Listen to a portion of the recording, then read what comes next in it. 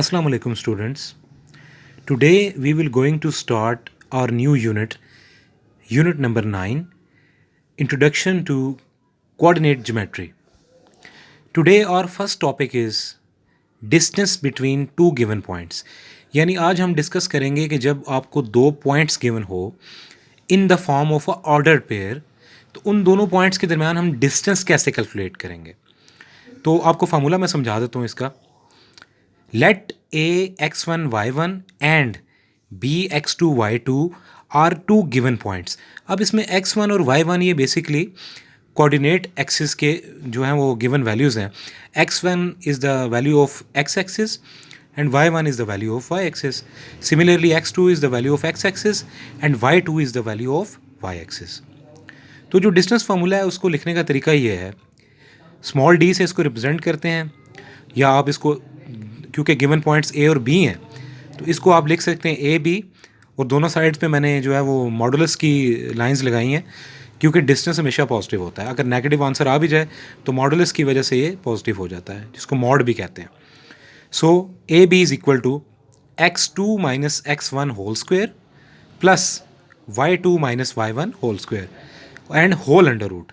इसमें आपने, ये आपकी मर्ज़ी है, आप पहले x1 माइनस x2 लिख सकते हैं और x2 माइनस x1 भी लिख सकते हैं, आप पे डिपेंड करता है, इससे फ़र्क नहीं पड़ता क्योंकि स्क्वेयर है. अगर बिलफर्ज आपके पास वैल्यू नेगेटिव भी आ जाती है तो वो स्क्वेयर की वजह से पॉजिटिव हो जाती है. तो मैं रिपीट कर रहा हूँ again, distance will be equal to x2 minus x1 whole square plus y2 minus y1 whole square and whole under root. ठीक हो गया जी. ये तो हमने डिस्टेंस फार्मूला डिस्कस कर लिया बिटवीन टू पॉइंट्स. अब हम चलते हैं इसकी एक्सरसाइज की तरफ.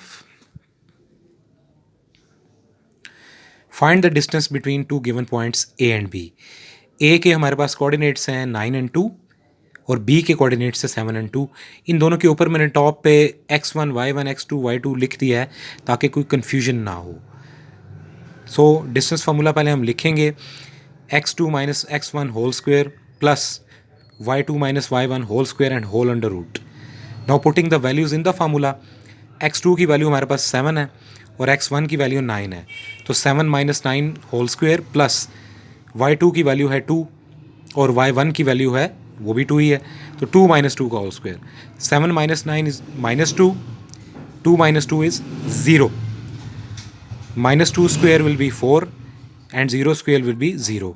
तो 4 और 0 को आप जब प्लस करेंगे तो it will become 4 and the under root the 4 is 2.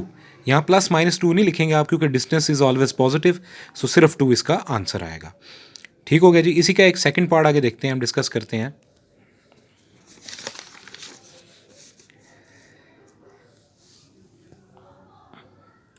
D part. In D part भी हमारे पास दो पॉइंट्स गिवन है. ए पॉइंट है -4 and under root 2. B point है -4 एंड -3. डिस्टेंस फार्मूला उसी तरह हम लिखेंगे, x2 minus x1 whole square plus y2 minus y1 whole square and whole under root. Now putting the values, -4 minus -4 whole square plus -3 minus under root 2 whole square. अब ये minus minus plus 4 हो जाएगा तो it means -4 plus 4 cancel out होकर 0 आ जाएगा. और right उस जो दूसरी आपकी वैल्यू है y2 और y1 की, उसमें से आपने माइनस को कॉमन लेना है, लेकिन वो माइनस आपने स्क्वेयर के अंदर ही लिखना है, विद इन द स्क्वेयर.